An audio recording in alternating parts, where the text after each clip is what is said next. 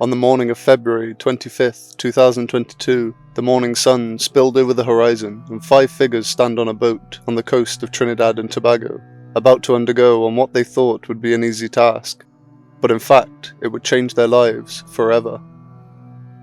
Christopher, Kazim, Yusuf, Rishi and Fyzal were not just colleagues, but also close friends, bonded by their shared profession as divers for LMCS Limited, a professional diving services company. Christopher, the designated rescue diver, with his calm demeanour and quick thinking, often took charge in challenging situations, earning the trust and respect of his peers.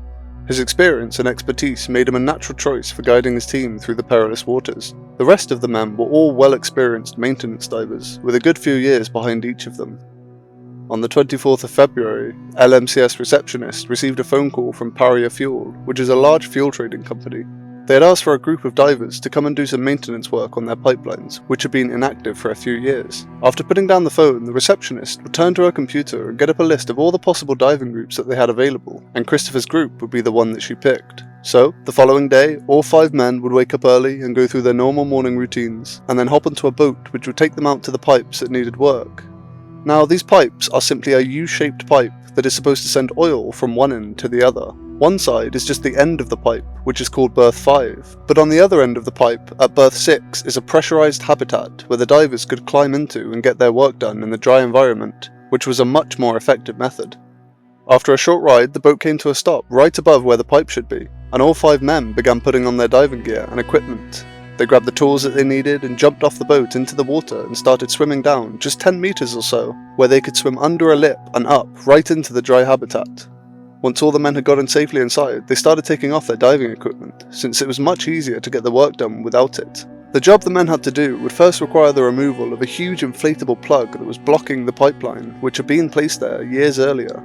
Christopher started pulling at the inflatable plug, twisting it and budging it until finally it would move. But in that moment, everything turned black, and the men were thrashed about violently, accompanied by a roaring noise that deafened their ears. 20 seconds later, it was over. Now shrouded in pitch black, the men had no idea what had just happened. They began looking and feeling around in the dark, but as soon as they tried to move an arm or a leg, it hurt them so much it was clear that they had suffered broken bones or worse. The men began shouting out, "What happened? Where are we?" One of them shouted he was inside the pipe, then another would say he was also inside the pipe. Christopher, the designated rescue diver, tried to take control of the situation by figuring out how badly everyone was injured and in what order they were inside the pipe. After some shouting back and forth between the men, Christopher had come to the conclusion that all 4 men were still alive, and with broken legs and arms as the main injuries. He also determined that he was the first in line and that Kazim, Yusuf, Rishi and Fyzal were behind him. Christopher knew they couldn't hang around to get rescued and began thinking up a plan, but the only option would be to crawl through the pipeline in whatever direction they had come from, since the other end of the pipeline would be blocked off by an inflatable plug and there would have been no way to get it off from inside the pipe. So after making a reasonable guess at the direction which they came from, all the men linked arms and legs and began the painstaking crawl through the 1,200-foot pipeline, which was half submerged with a mixture of oil and seawater. As they were crawling through the pipe, they realized that this black mixture was slowly rising, slowly consuming the little air pockets that they had. After an hour of crawling through the pipes, the men had still not reached the 90-degree angle that could lead them out. Yusuf, Rishi and Fyzal were really struggling due to their injuries, and were beyond exhausted. So after coming across a large air pocket in the pipe, they decided that those 3 men would wait there while Christopher and Kazim, still in somewhat good condition, carried on. Incredibly, on their way, the 2 men found a pair of their oxygen tanks which must have been forced into the pipe with them. These tanks would prove incredibly useful since the pipeline ahead of them was completely submerged. They used the air tanks to swim through the pipeline, still in complete blackness, with Christopher in front and Kazim holding his ankle behind. They came across another air pocket in the pipe, where they stopped to rest. Kazim was exhausted at this point and felt like he couldn't go on anymore, so Christopher took the remaining tank and left, promising to bring the rescue that they so desperately needed. Christopher pushed on alone through the dark tunnel, hoping and praying that the direction he picked was the right one, as all their lives depended on it. Eventually, Christopher had reached that 90-degree angle and could tell by looking at it that it was the right one. He felt the first bit of relief since the whole ordeal had begun 3 hours ago. He started banging on the sides of the pipe and shouting above, hoping someone would hear him. Luckily, there was someone waiting there who would throw down a chain to which Christopher grabbed onto and was pulled up to safety. Christopher's nightmare was finally over, but for the other 4 men, it would continue, long into the night. On the surface, while being sent to the hospital, Christopher was pleading for his friends to be rescued and the urgency of the situation that they were in. At the hospital, Christopher was being reassured by the people surrounding him that surely there would be a rescue team inside the pressurized container and around the pipes trying to figure out how to get them out. But in fact, Berth 6 would lay eerily quiet, as no approach was taken to try to rescue the men. At 10 PM later that night, they sent divers down to the outside of the pipe and knocked on it a couple of times to see if they could get a response, and amazingly they did receive tapping back, but this was pretty much the extent of the rescue effort. When Christopher found out that practically nothing was being done to save his friends, he couldn't believe that the company in charge of the pipeline had taken no action at all. The following day, when their husbands, fathers and friends didn't come home, the families would rush out and protest that the company do something to save them. The next day, after speaking with experienced divers and the Trinidad and Tobago Coast Guard, Paria revealed that no rescue was going to take place as it was just too dangerous. This was a devastating blow to the families, and Christopher, who had promised his friends that he'd get help. A few days later, Paria then announced all 4 men dead and that the bodies would be recovered as soon as possible. Christopher, the sole survivor, is completely traumatized by the experience. He no longer dives and stays far away from water. This is what the GoPro captured from that tragic day. Viewer discretion is advised.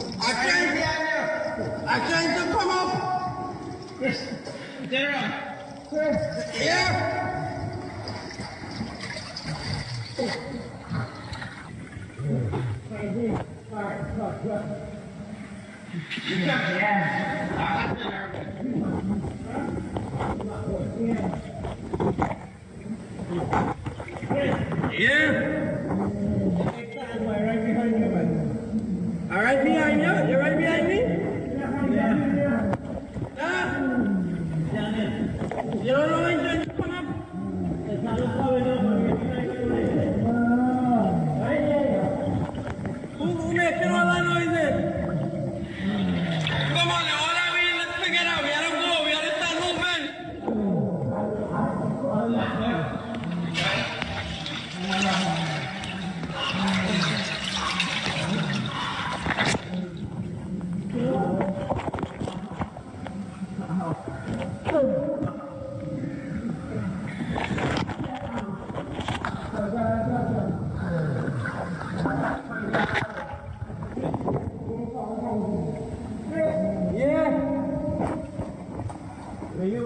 I don't know why I'm trying to come up. Trying to come up.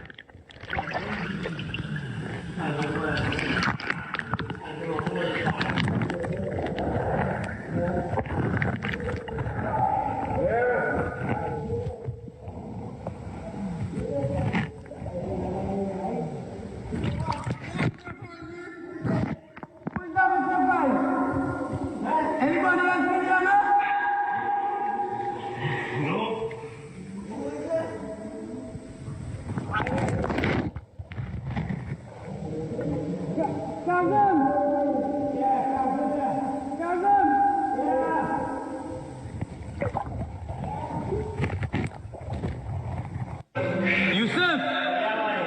Oh, Yusuf! How long you have to walk before you meet Fyzal? Why don't you have Fyzal coming with that? What I say, I'm talking about from which part? You want? You and Fyzal want together all the time? Right now, we have Fyzal with that. Right now. Who else with you? We have Fyzal alone. Can't with you? Right there. Right there where? That's a good question. Kaz, everything alright with you? No. Any limbs break? All legs break. Your leg, alright. Five, anything happen to you? Yeah. A five? No way. Kaz, anything happen to you? Yusuf, anything happen to you? Yeah, boy. What happened? A foot break. Alright. Alright. I understand a rescue could be dangerous, but I really can't believe that nothing was done for these men. It just seems atrocious to me that they were left there to die. But let me know what you guys think about this in the comments. But until the next story, it's goodbye from me.